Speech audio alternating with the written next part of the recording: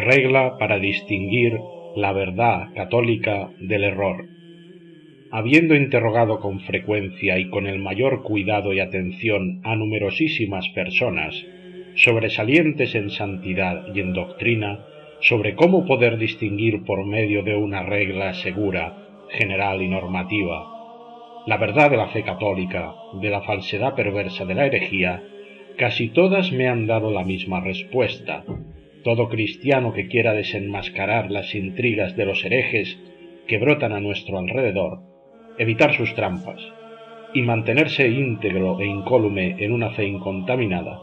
debe, con la ayuda de Dios, pertrechar su fe de dos maneras: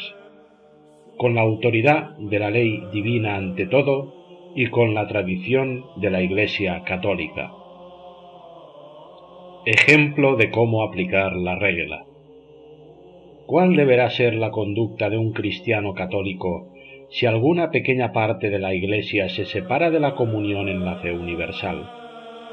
No cabe duda de que deberán anteponer la salud del cuerpo entero a un miembro podrido y contagioso. Pero, ¿y si se trata de una novedad herética que no está limitada a un pequeño grupo, sino que amenaza con contagiar a la Iglesia entera? En tal caso, el cristiano deberá hacer todo lo posible para adherirse a la antigüedad, la cual no puede evidentemente ser alterada por ninguna nueva mentira. Y si en la antigüedad se descubre que un error ha sido compartido por muchas personas, o incluso por toda una ciudad o por una región entera, en este caso pondrá el máximo cuidado en preferir los decretos, si los hay, de un antiguo concilio universal, a la temeridad y a la ignorancia de todos aquellos. Con estas palabras de San Vicente de Lérins, escritas en su obra Comonitorio en el año 434, que constituyen la regla de oro para detectar y vencer cualquier herejía, comenzamos este tercer capítulo de la serie El ataque al corazón de la Iglesia. Somos Sanguis et Aqua, dos fieles católicos. Que la paz de Cristo esté con todos ustedes. Habíamos visto en el capítulo anterior cómo a finales de la Edad Media Satanás volvió a levantar la cabeza y, decidido a acabar con la hegemonía de la Santa Iglesia Católica, desgarró a Europa por medio de la herejía, la peste y la guerra. En este capítulo avanzaremos un poco más en la historia y nos sumergiremos de lleno en la Contrarreforma, es decir, en la tremenda lucha de la Santa Iglesia Católica contra las huestes del mal, por salvaguardar las almas de los fieles, defender la verdadera fe y el sacrificio de la nueva alianza de los ataques de los impíos y, en definitiva, por mantener abierto para la humanidad el camino de la salvación. Pero no se equivoquen, este programa no pretende ser solo un mero análisis histórico. Dado a que en el siglo XX el espíritu del error no solo ha influenciado, sino que ha suplantado, silenciado y doblegado a la verdadera y santa Iglesia Católica, hasta el punto de sentar la iniquidad en el trono de San Pedro, son muchas las almas que, preocupadas por su salvación, se preguntan cómo encontrar el puerto seguro en medio de esta situación tan extrema, cómo distinguir la verdad salvífica en medio de tantas mentiras. Las palabras de San Vicente de Lérins con las que abrimos el capítulo no solo responden a estos interrogantes, sino que aportan la solución para que los fieles puedan resistir firmes en la fe, aun en medio de la gran apostasía en la que nos encontramos. Como el santo explicaba, se deben preferir los decretos de un antiguo concilio universal a la temeridad y la ignorancia de todos aquellos que, como veletas, se dejan llevar por las innovaciones, y tratar de adherirse a toda costa a la antigüedad, la cual no puede ser jamás alterada por ninguna nueva mentira y, por tanto, nunca dejará de indicar el camino estrecho y angosto que debemos seguir para llegar al reino de los cielos. Por ello, aplicando las consignas de este gran santo, en este capítulo queremos mostrarles todo aquello que los enemigos de la fe no quieren que conozcan. En primer lugar, la importancia que tiene en nuestros días el estudio y conocimiento del magisterio preconciliar, cuyas verdades infalibles están siendo claramente negadas y contradichas a día de hoy. y en segundo lugar, las armas espirituales que la Santa Iglesia Católica supo proporcionar a los fieles tras la Reforma por medio del Sacrosanto Concilio de Trento, para que pudieran detectar y erradicar la herejía allí donde se encontrase y, en definitivas cuentas, salvar sus almas en medio de las tinieblas que ya por aquel entonces cubrían el orbe. Que ustedes, revestidos de la armadura de Cristo y empuñando la espada de la verdad, puedan vencer al maligno como ellos hicieron y con la ayuda de Dios puedan un día ser admitidos en el reino de los cielos. Comencemos pues por el principio. El panorama para las almas y la Europa católica tras la Reforma era desolador, los musulmanes estrechando cada vez más sus fronteras, los protestantes alzando revoluciones políticas y violentas por doquier, llegando hasta asediar la misma Roma y obligando al Santo Padre a trincherarse en el castillo de Sant'Angelo, cada vez más monarcas declarándose contra la Santa Sede, y los judíos y la masonería subvencionando y haciendo todo lo posible para hundir a la Santa Iglesia Católica y establecer el trono del Anticristo sobre la tierra.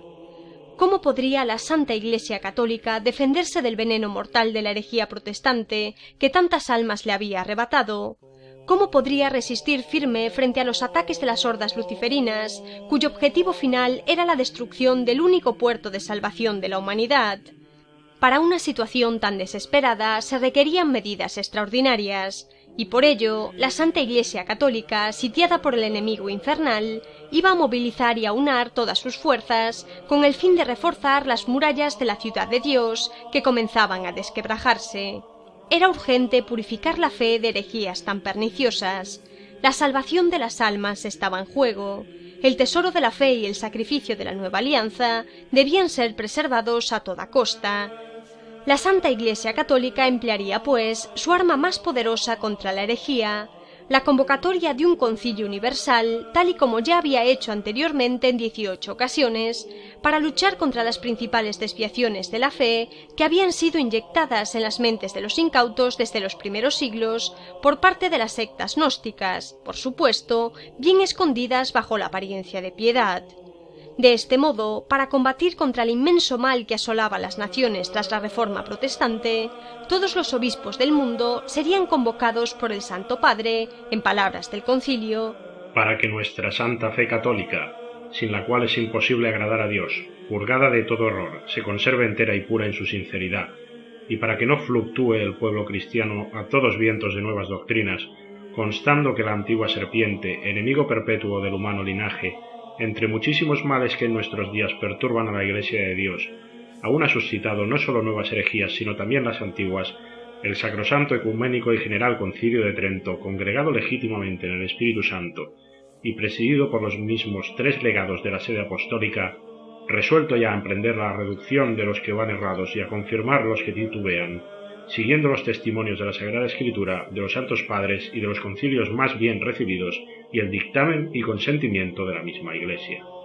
Pero dada la gravedad de la situación, no era suficiente con movilizar a los prelados. Así como en tiempos de guerra los ejércitos mundanos hacen su llamamiento a filas, la Santa Iglesia Católica se vio obligada a movilizar a la catolicidad entera para combatir en la terrible guerra espiritual que se estaba llevando a cabo. De este modo, todos, pequeños y grandes, ricos y pobres, laicos y consagrados, serían exhortados a combatir en pos de nuestro Señor con todas las armas espirituales que tuviesen a su alcance, para poder salvaguardar no ya solo sus almas, sino a la Santa Iglesia Católica en medio de este terrible mal que estaba arrasando el mundo. El Sacrosanto Concilio Tridentino, congregado legítimamente en el Espíritu Santo y presidido por los mismos 3 legados de la sede apostólica, reconociendo con el bienaventurado apóstol Santiago que toda dádiva excelente y todo don perfecto viene del cielo y baja del Padre de las luces, que concede con abundancia la sabiduría a todos los que se la piden, sin darles en rostro con su ignorancia, y sabiendo también que el principio de la sabiduría es el temor de Dios, ha resuelto y decretado exhortar a todos y cada uno de los fieles cristianos, como a presente los exhorta, a que procuren enmendarse de los males y pecados hasta el presente cometidos, y procedan en adelante con temor de Dios, sin condescender a los deseos de la carne, perseverando según cada uno pueda en la oración y confesando a menudo, comulgando, frecuentando las iglesias y en fin cumpliendo los preceptos divinos y rogando además de esto a Dios todos los días en sus oraciones secretas por la paz de los príncipes cristianos y por la unidad de la Iglesia.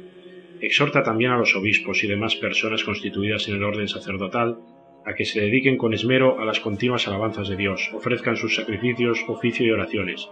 y celebren el sacrificio de la misa a lo menos en el domingo, día en que Dios creó la luz, resucitó de entre los muertos e infundió en sus discípulos el Espíritu Santo, haciendo, como manda el mismo Santo Espíritu por medio de su apóstol, súplicas, oraciones, peticiones y acciones de gracias por nuestro Santísimo Padre el Papa, por el Emperador, por los reyes, por todos los que se hayan constituidos en dignidad y por todos los hombres, para que vivamos quieta y tranquilamente, gocemos de la paz y veamos el aumento de la religión.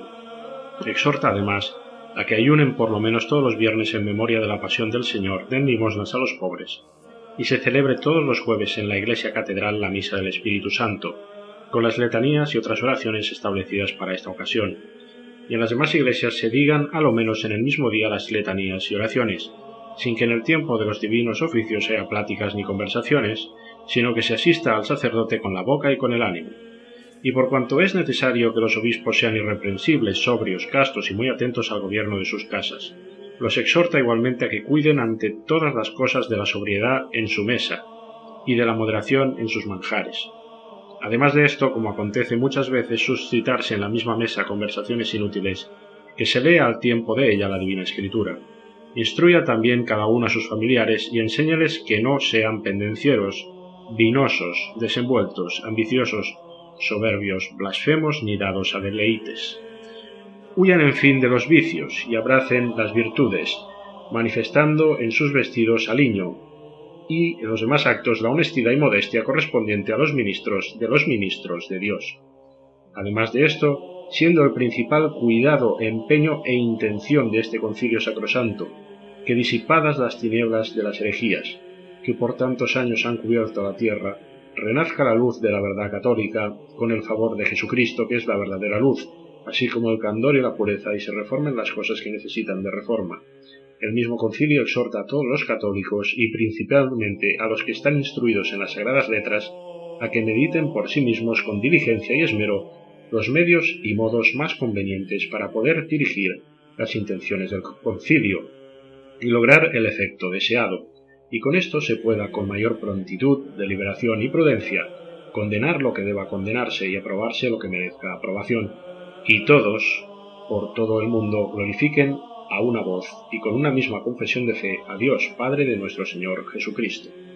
Con estas santas disposiciones y con toda la Santa Iglesia en vilo, comenzaba el Sacrosanto Concilio de Trento para coordinar la contraofensiva contra las huestes del mal. Pero no piensen que esto fue tarea sencilla. Satanás iba a hacer todo lo posible para que el concilio no pudiese celebrarse y ni siquiera convocarse. No podía permitirse el lujo de luchar frente a frente contra el ejército del Señor y arriesgarse a ser derrotado de nuevo como ya lo había sido en la Guerra del Cielo, cuando luchó contra los ejércitos celestiales acaudillados por San Miguel Arcángel. Tenía que sabotear el concilio y destruir a la Iglesia militante antes de que ésta entrase en batalla, y para ello emplearía todas las fuerzas a su alcance, el poder político, la guerra y hasta la peste. Los problemas no dejarían de sucederse desde los primeros intentos de convocatoria.